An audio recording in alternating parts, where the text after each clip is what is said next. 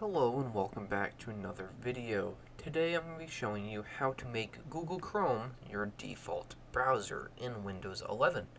So once you have Google Chrome downloaded, if you don't have it downloaded, I do have a video on the top right. You can just click on that and you can go and figure out how to download it. So here's Google Chrome. So what you're going to want to do is close out of everything. Open up Google Chrome again. You'll get an option right here that's set as default. Click on that. This will bring up settings and then your default apps. What you're going to want to do is find Chrome in this list. Right here, Google Chrome.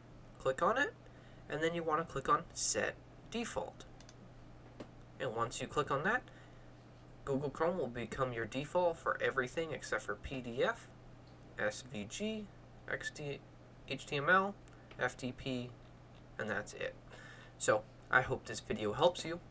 Have a good day. Bye.